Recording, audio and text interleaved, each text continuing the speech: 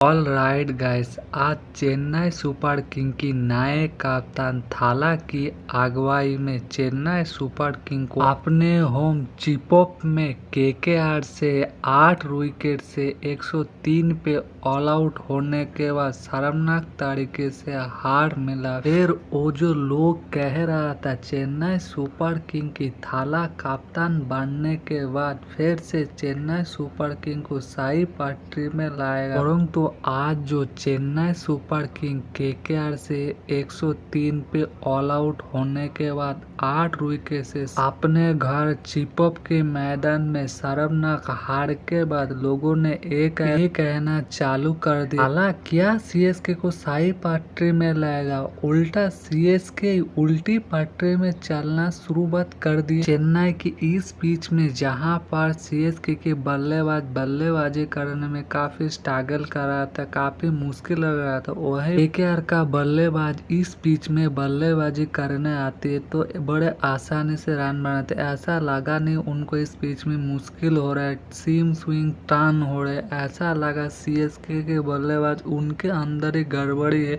वो खुद ही इस पिच में टैगल कर रहे। दूसरी तरफ क्या कमाल की शुरुआत दिया था केकेआर की तरफ से क्विंटन डिकॉक और सुनील नारायण ने।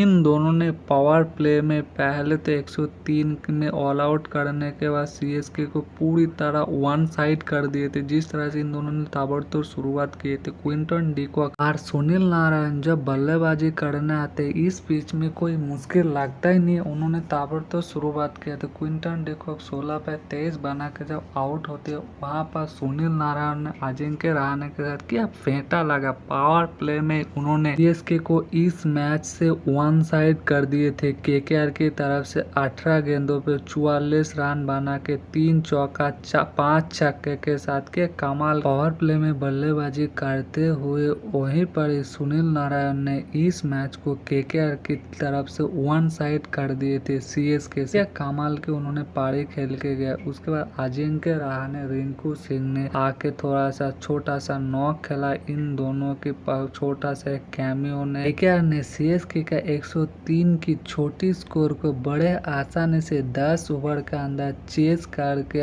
8 विकेट से एक शानदार जीत हासिल किया। उनके घर चिपक में जाके उनको एक तरफ से फेंटा लगा से डोमिनेशन कर सीएसके से एक बड़ा जीत हासिल करने के बाद अपना नेट रन रेट को सुधार के पॉइंट 5वीं प्लेस से सीधे तीसरी प्लेस में जाके पहुंचे। सीएसके का अपने घर चिपक में केकेआर से 103 पे ऑल आउट होने के बाद 8 विकेट से इस शर्मनाक हार के जो सीएसके का पुराना स्ट्रेटजी है, एक्सपीरियंस प्लेयर को खरीदो और परफॉर्मेंस कराओ और लीग जीतो, उसको अभी चेंज करना पड़ेगा। इस साल उनकी उस प्लेयर के अंदर कोई इंटेंट हमें देखने को ही नहीं मिल रहा है। और सचिन रविंद्र भी इस साल T20 में पूरी तरह फ्लॉप हो रहा है। अभी तक वो सीएसके के लिए 5 मैच खेल चुका है इस सीजन में और रन नहीं बनाने। डेविन कॉर्नर भी फ्लॉप हो रहे और राहुल तिवाटिया हो, शिवम दुबे हो, अश्विन हो, जो पुराना एक्सपीरियंस प्लेयर वो अभी पूरी तरह चल नहीं पा रहा है।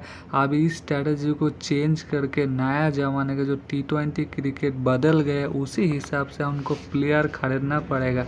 आज के मैच में जिस तरह से सचिन रविंद्र ने इस पिच में बल्लेबाजी करते हुए पूरी तरह फ्लॉप रहे, वहीं पर दूसरी तरफ जो केकेआर इस पिच में बल्लेबाजी करना ऐसा लगा नहीं इस पिच में मुश्किल हो, वो पूरी तरह फ्लॉप होती है। डेविन कॉर्नर भी 12 रन बना के आते। राहुल तिवाटिया जिसको पिछले 5 मैचों से उनको मौका दिया जा रहा है तो सीएसके जिसके ऊपर भरोसा देता है वो पूरी तरह फ्लॉप हो रहा है। आज भी प्रेशर सिचुएशन में जहाँ पर उनको रन बनाना चाहिए था वहीं पर वो आज 12 बॉल पे 26 रन बना कर आउट होती है।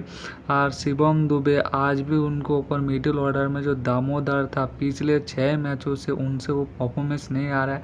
आज भी शानदार स्टार्ट किए थे, 23 बॉल में 31 रन बना के आउट। सीएसके ने जो एक्सपीरियंस को देखते हुए अश्विन को भरोसा जताते हुए मेगा ऑप्शन में 10 करोड़ दे के खरीदा। ऐसा लग रहा ऐसे उन्होंने अश्विन ने पूरा चूना लगा दिया। पिछले 6 मैचों में पूरी तरह फ्लॉप हो रहा है। अब ऐसा लग रहा है उनका उम्र हो चुके, T20 क्रिकेट उनका कुछ बचा नहीं।